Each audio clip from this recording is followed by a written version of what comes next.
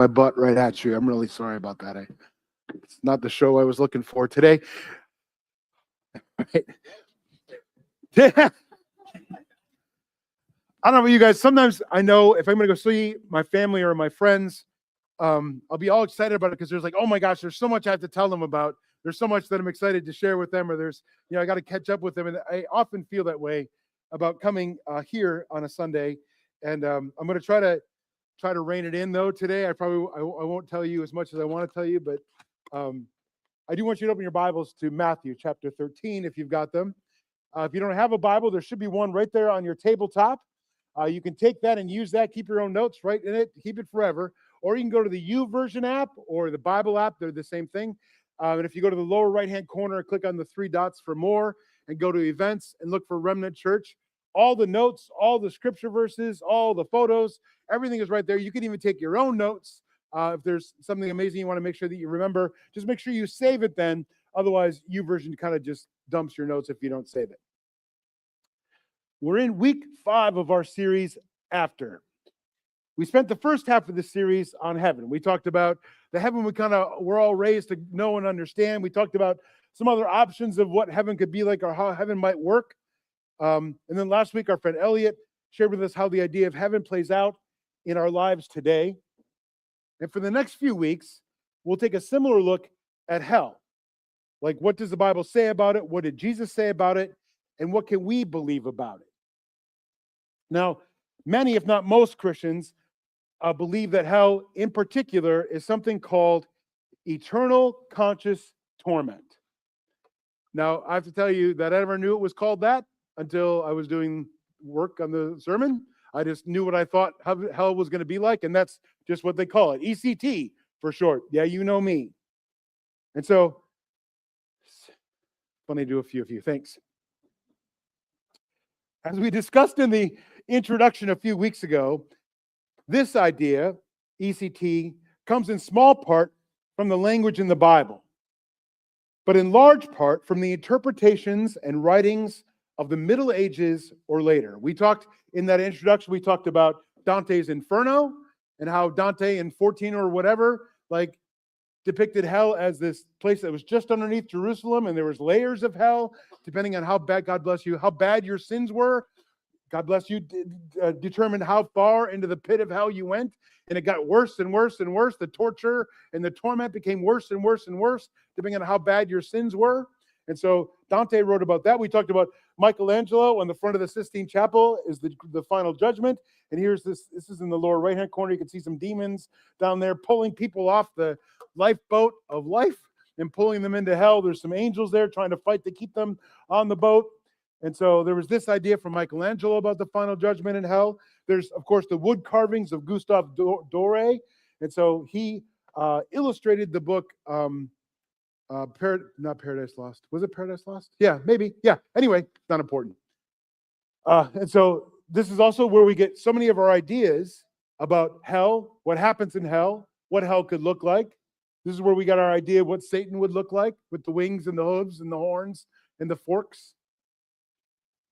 But I wonder if 500 years ago or 1,000 years ago is far enough back for me to determine what hell is supposed to look like or what hell is going to be like. Can I only go back 500 years to determine that? If we look at the Hebrew Bible or the Old Testament, death is the punishment. Death, not resurrection, but death is the punishment. Not eternal torment, but death. Words like Sheol describe the grave, the realm of the dead, but not a torture chamber.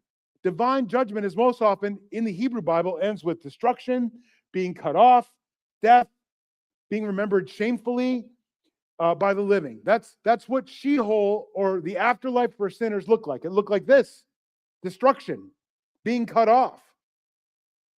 In the Hebrew Bible, there's no fully developed doctrine of eternal conscious torment that we can find there. And this matters. It's important. This is the teaching of hell that Christ would have known. In the Hebrew Bible, there were no devils with pitchforks and bat wings and cloven hooves. That was part of the teaching. Now, in the New Testament, Jesus uses very strong imagery when he's talking about hell. In Matthew 13, he says this: the weeds are pulled up and burned. This is part of a parable where he's talking about how there's a farmer and he scatters the seeds, and some seeds grow and some seeds get caught up in something, and then there's the weedy part and then there's a good part. And so at the end of that, he says the weeds are pulled up and burned in the fire, which is something you would have done with weeds. If you had a crop, and if you planted seeds and you pulled up the weeds, you would burn the weeds. So this is something that they were familiar with. Like, I'm going to get rid of the weeds. It will be this way at the end of the age. The Son of Man will send out his angels, and they will gather out of his kingdom all who cause sin and all who do evil. The angels will throw them into the blazing furnace, and there the people will cry and grind their teeth with pain. Yikes. Matthew 25:41. Then the king will say to those on his left, we just talked about this. We talked about the goats and the lambs, right? Like, if people are going to come, there's going to separate them into the people on the right and the people on the left. The goats on the left and the sheep on the right. People that did good and the people that didn't do good. And the people on the left, he said, go away from me. God has said that you will be punished. Go into the fire that burns forever. That fire was prepared for the devil and his helpers. Matthew 25:46. And these shall go away into the everlasting punishment, but the righteous into life eternal. Now that's gritty language of hell. This was new for Christ. It wasn't something that you can find in the Old Testament, not something you would find in the Hebrew Bible. And no one says more about hell in the New Testament than Jesus. And no one records his words on the topic more than Matthew. Most of the allusions to hell that Jesus spoke are recorded in Matthew's gospel. Now, some of you may not know, some of you may know. Does anyone know who Matthew wrote his gospel to? Like, who was the intended audience of his gospel? The Jews, the Jewish Christians. So that's why in Matthew starts with, does anyone know what Matthew's story is? It wasn't supposed to be a pop quiz. Besides Pat, who's already the teacher's pet, does anyone know how Matthew starts? So-and-so begat so-and-so, so-and-so begat so-and-so. Like the first 18 chapters of Matthew, not really, is like the begats, right? That was important for Matthew so that he could establish the messiahship of Christ. He had to say he comes from the line of David, so he has to lay out all the begats. And then if you look at that, and you're like, well, everything that Matthew writes, he's trying to assure the Jewish Christians that this is the Jewish Messiah. This isn't just some new guy on the scene, that replaces Judaism, that replaces the nation of Israel. He's the fulfillment of the covenant, the fulfillment of the law. So Matthew's gospel is written for the Jewish Christian. It's important to know that. That's why he'll say things that John doesn't say, or he'll say things that Luke doesn't say, or that Mark doesn't say. They all had a target audience. They didn't write it because they weren't at the same place at the same time. They wrote it from a perspective of saying, oh, here's for these people. Luke wasn't one of the original 12. Luke didn't hang right with Jesus. If you try to watch The Chosen, Luke's not there. Right? But yet he's a gospel writer. But he was writing because he was had this Greek orientation. He was very not only philosophical, but medical. He was like a literal doctor. And so his gospel, if you read it that way, you're like, oh, I see all these details. Like, oh, that makes so much more sense. Where John's like the one who Jesus loved is like, boy, that guy, John. And so John writes always from a perspective of love and abstract. His first words, anyone know how John starts? I say this not to make myself look smart. I didn't know this until 2 years ago. What? In the beginning was the Word. Wait, shut up.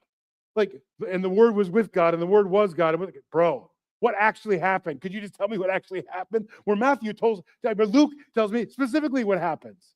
And then there was this star, and then there was these kings, and then there was this king, and then there was this, very specific. And John's like, la, la, la. So you have to wonder, why does Matthew record so much about hell? There's a Greek word that is used in this everlasting punishment. So when Matthew wrote this, he would have written it in Greek, and he would have used these words, kolossus aionios, kolossus aionios, which means punishment eternal. This is the Greek word. Now, I'm telling you this, I hope this doesn't seem like level 200 or 300, but this is really important. When the King James translated this, they said punishment and torment. King James, right? So this is, I don't know, what is that? 1500? Does anyone know? 1400? I'm really bad at this. Does anyone know for sure? Sorry, I should know. You'd think your pastor would know. Anyway, it was in the mid-thousands, right? And so when he's translating it out of something called the Septuagint. 1611? That's like yesterday. In 1611, King James's team writes their stuff out of the Septuagint. Again, pop quiz. Does anyone know what the am I saying that right? Septuagint. Thank you, Pat. I feel like I should just have Pat up here. Right. The Septuagint wasn't the original Hebrew writing. It was someone a long time ago that took the Hebrew writing and turned it into Greek. It was the first Greek Bible. So now do you ever take a photocopy and like you make a photocopy of a photocopy and then you can't find the original, so you make a photocopy of the photocopy? And now you can't find either of the first two originals, so you make a photocopy of the photocopy of the photocopy. You know what happens? It starts getting like cloudy on the edges, a little bit schmeary. You know what I mean? This is what happens when we translate. If I take a copy of the copy of the copy of the copy, yeesh. So I'm telling you this just because, hey, give me the original, bro.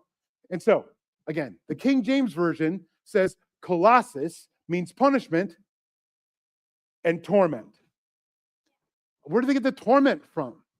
Did something happen when it went from Hebrew to Greek that led them to believe, I bet they mean torment? I wonder if they meant torment there. But in the King James, it very much talks about torment. But in the New American Standard Bible, if you look at there, which was a direct translation from the original Hebrew, it's just punishment. But do you see the difference? Maybe you're like, sometimes I think about things and I go too far ahead, and I think that I'm thinking about things that you're not even thinking of. This is one thing. Punishment is one thing. Torment is a completely second thing. If that's from Monty Python. That's funny to a few of you. If you did something wrong and they say, we're not just going to punish you, we're not just going to put you in jail, we're not just going to hang you, but first we're going to put you on the rack, or we're going to stretch you, or we're going to cut off your fingers and feed them to you, or we're going to put you in a big bronze cow and burn you alive or something. We thought of 1,000 ways to torment that go beyond punishment. And so I point that out because this is a critical piece. Because there's two different ways to look at it, I'm like, okay, well, if there's two different ways that really, really, really, really, really smart people looked at it, how can I be so definitive? How can I decide, yes, it's that way? Bro, you weren't even there.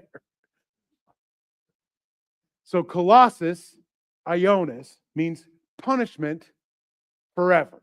Now in the King James Version, Ionios is eternal, forever, lasting. In the New American Standard Bible, it's eternal, eternity, forever. Okay, well, those line up. It's this torment piece over here that's okay. So now you can start seeing, what was this, 1600? Is that what someone said, the King James? So you could see where these stories then, where they might come from, because there's this difference of how they translated the words.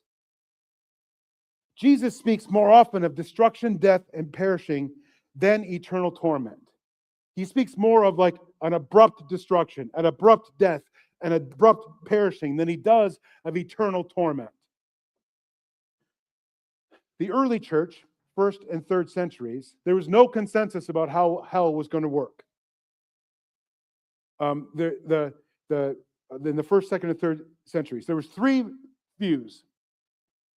They thought it was either going to be ongoing suffering without end, they thought that the wicked would ultimately perish, or they thought punishment leads to repentance. So ECT, or annihilation, or universalism. Those are the 3 primary things in the 1st, 2nd, and 3rd century. Already there's misunderstanding. Not misunderstanding, but ununderstanding. Is that a word? Can we make it a word? I feel like ununderstanding should be a word. Or ignorance. I'm just kidding. But there was already ununderstanding or ignorance in the first, second, and third century. But like no one fought about it. No one had debates. Many respected theologians rejected ECT or rejected, other views. I think about Origen. Am I saying that right, Pat? Zach? Oregon? It probably can't be Oregon because that's like a whole state. Orige. It must be Origin. Believed that punishment was corrective and ultimately restorative. So Origen believed that the punishment was meant to be fixing what was wrong. So you can see where that would develop into something called what some churches call purgatory, where, you're kind of being punished, but you can get punished for so long that you are restored or you're corrected. Irenaeus emphasized that immortality is a gift, but not inherited, meaning that immortality, we're not all immortal souls, that immortality is a gift, like living forever is a gift that God gives to those whom he has saved. The idea that all souls are naturally immortal was not biblical. It was philosophical. Let me say that again, because that was a big jump. The idea that all souls are naturally immortal was not biblical, but philosophical. This was a major shift that we got from Greek philosophy. It's a turning point. Plato taught that the soul of man is immortal and imperishable. This was Plato. And so that informed some of the church's ideas about what heaven looks like and what hell looks like and what punishment, what eternity looks like. That the soul of man is immortal and imperishable. That Plato said in the Republic that the soul cannot cease to exist. And so then once Christians adopted this assumption, a problem emerges. If the soul cannot die and God judges the wicked, what happens to them forever? They had to come up with an answer. So ECT, eternal conscious torment, becomes a logical solution to a philosophical premise, but not a biblical necessity. There's not enough information for me to know for sure. I started this whole series because there's this guy, and I mentioned this to you before. There's this guy, he was on Growing Pains, and then he was Bible Man, and then he was in Left Behind, the movie, Kirk Cameron, who a few weeks ago got in trouble with some hardline conservative people when he said, I wonder if we shouldn't be considering annihilation, the annihilation theory, where maybe those that are enemies of God are destroyed, but not tormented forever. And so that became like, and he was like lambasted for that. But I'm like, but there's so much gray area between it. Like, could I really know for sure? So this is the soil where the eternal conscious torment begins to grow. Augustine, who arguably is the single most influential figure in our faith, St. Augustine, who's from the 4th or 5th century. Really brilliant man. So much of what we believe now was through the thoughts and ideas and philosophies of Augustine. There's this guy named Paul Cox. He lives somewhere down in Dodgeville or something. He's got this thing called Ref Tunes. This is his Augustine of Hippo. I like his better. It's actually it's called Ref Tunes, and it's actually this really brilliant like cartoon that just really helps me understand my faith a little bit more, because I'm a graphic novel kind of person. Anyway, so much of current Christian thought comes from Augustine. And he strongly affirmed the soul's immortality. What did I say it was? The 4th and 5th century. Augustine strongly affirms the soul's immortality. He reads it as eternal punishment as an eternal experience. And he argued that justice requires endless conscious suffering. Augustine decided that if the reward of heaven is eternal presence with God and joy, and like Joe, you and I talked about the other day, Joe, like golfing or rock climbing or whatever we think heaven's going to be, well, shouldn't hell be the opposite? Shouldn't hell be the exact opposite? Like, shouldn't punishment be matched the reward? Augustine shaped Western Christianity so deeply, his view became standard doctrine in the Latin church. So in the church that we all have our foundation, this became the standard. Even though if we look back in the Hebrew Bible, nothing says anything about bat wings or hooves or pitchforks or eternal burning or swallowing or like boiling in acid. Nothing says that. That the eternal punishment is just eternal separation from God. Now, am I sure enough to stand here before you and say, this is what we're all going to believe? Starting today, February 8th, we're all going to believe that this is, I'm not saying that. I'm 100% saying that we shouldn't take the word of men, that you need to find it for yourself. Like ask the Spirit to help you. Help me figure this out. If you need to know. Me, I don't need to know. I don't really, I need to know because I'm your pastor. And if Lori comes to me and says, what happens in hell? I better have an answer for Lori. But like, I don't need to know for myself. I'm not even working on that. I'm not running from hell to get to heaven. I'm just running to heaven. And sometimes I wonder if we like the idea of ECT, what is it? ECT. I wonder if I like that idea because I want the people that aren't doing the work that I'm doing, I want them to pay the price. Do you ever have that? Like, listen, all these things that I gave up and I'm going to get the reward and you have to give up anything? Well, you better be punished for that. We want people to be punished. It's a little bit of a kink for us. Like we want punishment for others.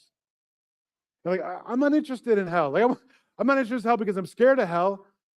I'm interested in heaven because I can't wait for heaven. I can't wait to be in the presence of God. I can't wait to be in the presence of you all forever. I'm not obeying or behaving myself to avoid hell. But I'm for sure the first 30 years of my life were, I'm going to keep my nose clean so I stay out of hell. Because hell would, like, I was trying to avoid that. But isn't the good news of heaven enough for me to chase without running from fear of hell? Isn't the goodness of the kingdom good enough for me to chase without trying to avoid Satan? So from this point on, after Augustine, ECT, eternal torment, becomes the default. All the alternatives are sidelined and the debate narrows dramatically. So again, I go back to the medieval imagery that sort of paints this picture. And we're back to Dante and Dore and fantastical depictions of hell. Not biblical. But even if it's not exactly this picture, isn't it this picture you have in your head? If it's not exactly, like, those are some really creepy things. There's my son, Jared, whom I love. He sent me, there's an amusement park somewhere in the east, not in the east side of the country, but like out in the eastern countries, like in a Buddhist country. And it's like this amusement park of hell. And it's all these it's like a full park of statues of this. And like you walk through and you see all the horrible ways that hell will exist. Oh my gosh, it's called something. I wish I could tell you the name. But I saw it first because there's a really good TV show called Travels with My Father. And there was anyway, it's a really good show. You should watch it. Anyway, way off track. Sorry. But even if it's not this picture, this is so often how we think of it. And so these works, this art, this fiction, these writings give hell levels and creative punishments and psychological horror. If you asked me, I'd call them fan-created content, fan works. If you're nerdy enough, you might recognize it as fanon, meaning it's canon that fans have made up, right? How much of religion is fanon? How much of religion is fan-created content? This is fan-created content. So it's the same thing as someone writing a book about Captain Kirk's wife that's never mentioned, but I'm going to write a whole story about her. What? No, so and then saying that it's absolutely true. I can't make up stuff in religion. I can just take what's been given to me and try to process it. And there are some things that are immovable. Jesus Christ was the Son of God, and at the same time, man and God. Jesus Christ, as John says, always was. There's never a beginning of Jesus. There's never a beginning of God. There's never a beginning of the Holy Spirit. And because of how creation worked out, God needed to sacrifice himself. We say sacrifice his son to pay for our evil, to pay for our turning from him. And that makes things right. That's immovable for me. Immovable. That he resurrected from the dead, which promises me resurrection and my earth resurrection. Immovable. I don't know how many more things are immovable for me. Is heaven going to be clouds and harps and angels and wings? And maybe. I don't think so, but maybe. But I'm not going to fight you about it. Is hell going to be this? Or is it going to be like this complete obliteration? Is it going to be like punishment that you can earn your way out of? I don't know. There's not enough information. But I'm not going to fight you about it. I'm not going to kick you out of my church about it. And so there's things that we know for sure, and there's things that we don't know about. It's worthwhile asking yourself, if it concerns you, do the research, do the work. If it concerns you, if it's keeping you from being close to God, and you're like, I just don't understand this, well then figure it out. Because our last stop on this timeline is like the 1500s and the Reformation.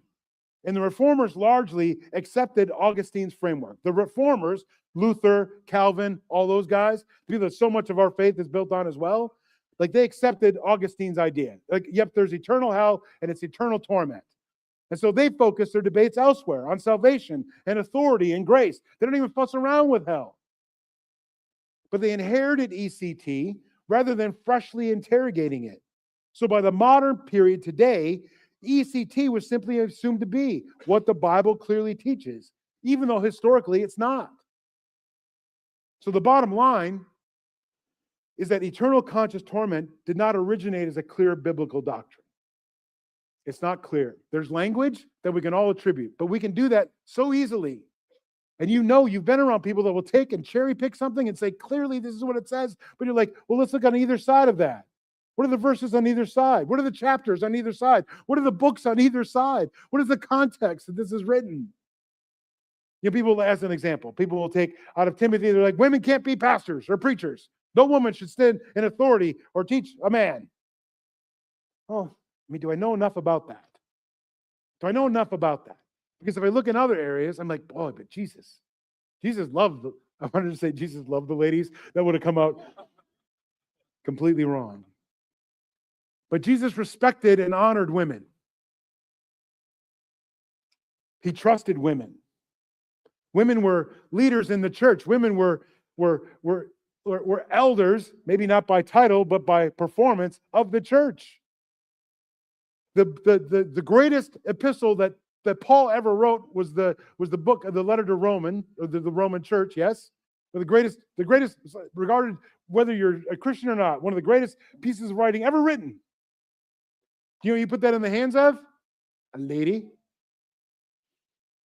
The most important letter ever written in the hands of a lady. And so this idea, like, if there's not enough for me to say, you know what, there's never going to, you know what, you can't. I can't do that. Other churches can. That's not my concern.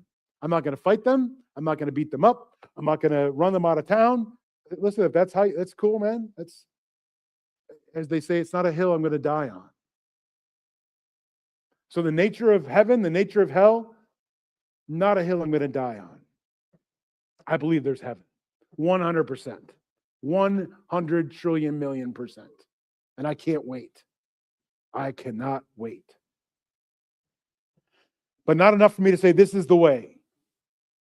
But this idea of ECT, you know, it emerged through Greek assumptions about the soul. Greek assumptions about the soul. Like, to think that the Greeks in our church didn't like commingle thoughts is ridiculous. Of course they were informed by one another. If you don't believe that, go visit across the street. And like, I mean, that like their uniform and their like thing with the stuff and the ding-a-ling and the chung-a-chung and the like, all that is very Roman. Very Roman. Nothing biblical about it.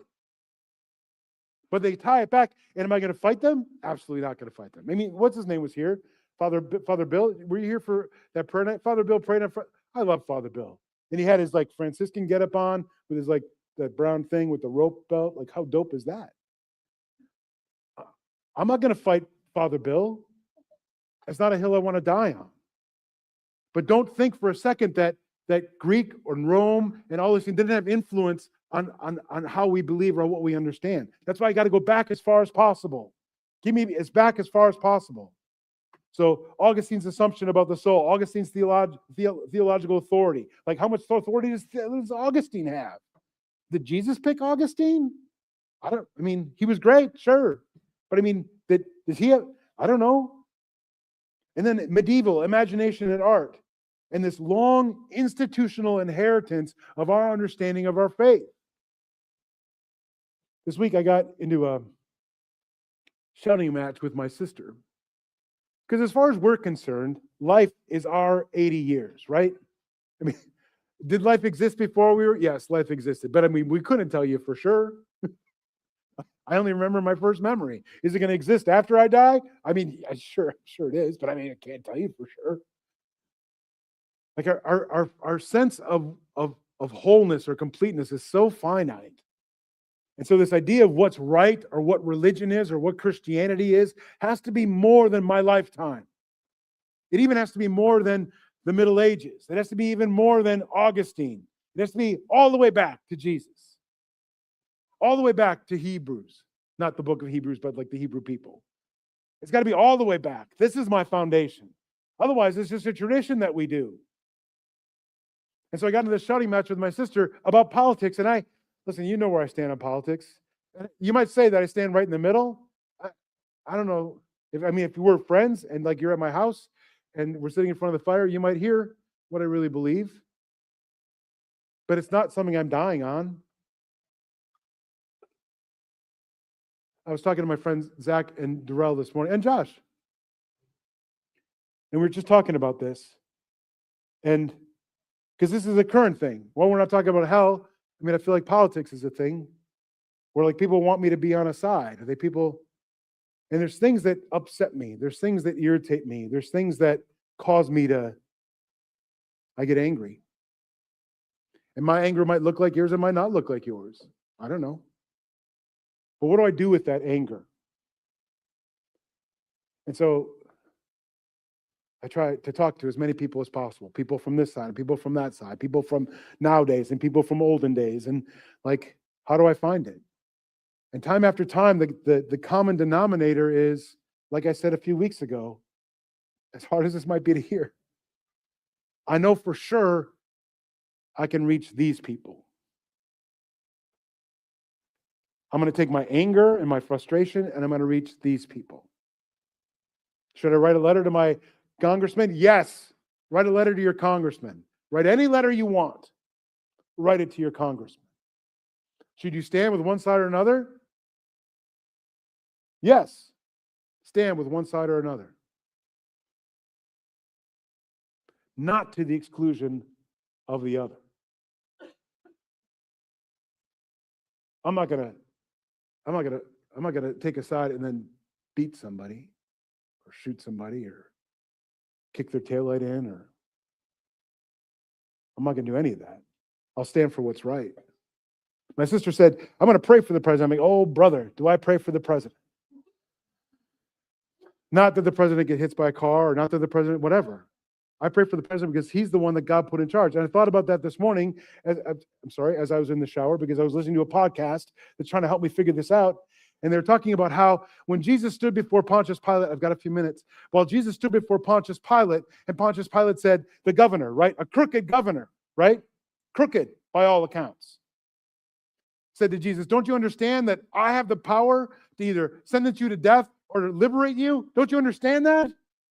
And then if you look in the Bible, it says, Jesus said, whatever power you have because God gave it to you. So don't think that you're here because of something you did, brother. You're here because this is all according to God's plan. We're all according to God's will. Golly. Dag nabbit. So yeah, I pray for the president. Please make wise decisions. Please seek peace and justice. Please seek the principles that made our country great. Is he doing that or not or now? I don't want to talk about that. What good is it for us to talk about that? I pray for him. I pray for the people that answer to him. I pray for it all. But more than anything, I want to leverage my energy to make a difference. Today, we talked about, bless her heart, Holly talked about warming in the heart. And today I found out there's a church in town that was supposed to do warming in the heart today, but like backed out. Sorry, we're all busy. Jeez. And so like I'm thinking to myself, geez, should I go to warming in the heart today? Should I go volunteer? I mean, I don't even, if you've been there, you know I don't do crap when I'm there. I sit in the room and I talk to people and I call out some bingo numbers or something. But like, shouldn't I do that? Should I take the anger, the passion that I feel in this argument with my sister or whomever and say, I'll leverage it this way? Maybe I should. I don't know. But I should leverage it for good. Stuff that I have an impact over. Calling my congressman, writing my congressman a letter. I'll do that. I've done that. You know, do I get any satisfaction out of that? Zero satisfaction. Do I think that he read it? I don't know. Maybe he just gets a number of pro and con. He gets a sheet. How many yays and how many nays today? Maybe he just gets that, and I'm just one of the yays or one of the nays. I don't know. But would some cat at home warming the heart recognize the fact that I was there and talked to him? Like, would that make a difference? Probably more than writing my congressman. So I know that seems like not enough. But I'm not going to let it create hate in me. And so back to this topic of hell and punishment, and I'm not going to let this create hate in me. I don't want someone to get their comeuppance. I know what I'm going to get. I want you to have the same thing. I want to lead Zach to a place that he gets the same thing. Like, what can I do for Zach? Sorry about this, Zach. We could dance. Like, I send out this thing. Please don't be mad at me. So I sent out this thing to men in church. If you didn't get one, I don't have your text number. I said, hey, what if we had this men's thing? Right? Because I'm thinking specifically about Zach. And I'm like, what if we had this men's thing where we got together, we la, la, la, la, and Zach, bless his heart, I love Zach. Zach is just so true. If you ever want to get like the truth, ask Zach. He'll just tell you the truth. He doesn't candy coat anything. And so Zach's like, yeah, I'm a maybe, but probably a no, is what Zach said. And I love that. But it's a burden on me because I'm like, I want to connect with Zach. Not that I'm not sure that Zach's going to heaven, but I want to make sure that that's solid. And Zach has so much to offer, someone that's not me. Like, he's got this whole nerd vibe that I do not have, not like in a negative way, not like I'm cool and you're a nerd, but like there's this subculture. Yeah. And so like there's this whole subculture that Zach has access to that I do not. And I'm like, how do I, and so I'm going to focus on that. I'm going to do the things that I can do. And I just want to encourage you in this upside down world where we're meant to hate everybody. How far back do you have to go on your Facebook feed before you see something hateful? I want to focus on trying to make people better and try to provide a better place, trying to love my neighbor. I'm going to take my anger and drive to the store and buy some canned meat to put in the pantry box. I learned that you can rinse canned chicken. Because I opened up, for my first time in my life, 58, opened up some canned chicken to make a chicken salad sandwich. It smells just like tuna. I'm like, oh, so it's not, so what does tuna smell like? Because if this smells like, gross. So then, pardon me, Paul, but I AI'd then, can I rinse canned chicken? And he's like, absolutely. AI said that. In fact, you should rinse the chicken. Because like they fill it with sodium and stuff. And if you can rinse that out, then it's not so sodium-y. But it's the same stuff that they put in tuna. That's why canned chicken smells like canned tuna, which probably smells like canned ham and canned everything. It probably all smells the same. Anyway, I'm going to take my anger. I'm going to go buy some canned chicken. Don't sit in your anger, friends. You're not getting anywhere by sitting in it. Don't wish something upon someone. Like, don't wish hell on somebody. Don't want them to be punished. Don't do that. Because Jesus wants us. Here's what Jesus wants. Jesus says this in Matthew. He says, no, he didn't say this. Wait, don't read that because I'm too far off. Sorry, there's more of it. Sorry, there's more of it. Sorry. In John, he says, the thief comes only in order to steal and kill and destroy. I came that they may have life and enjoy life and have it in the abundance till it's full and overflows. That's our testimony. This, an abundance that's full and overflowing, that's our testimony. Not our righteousness, not our politics, not our holiness. None of it is our testimony. This is our testimony. They're going to look at you and say, why do you live life so full of abundance? Why are you so kind? Why are you so giving? Why are you so charitable? Why are you so peace, patience, goodness, faithfulness, gentleness, good? Hello? That's what people are looking at, not whether I know they're going to go to hell or not, or whether there's going to be bat wings and hooves in hell.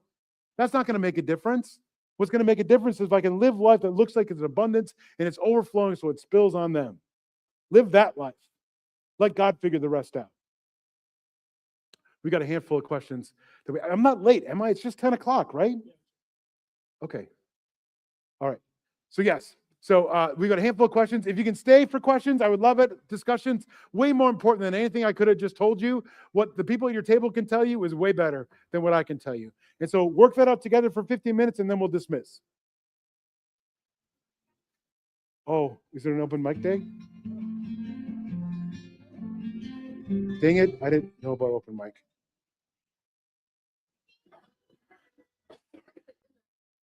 I'm so bad at that.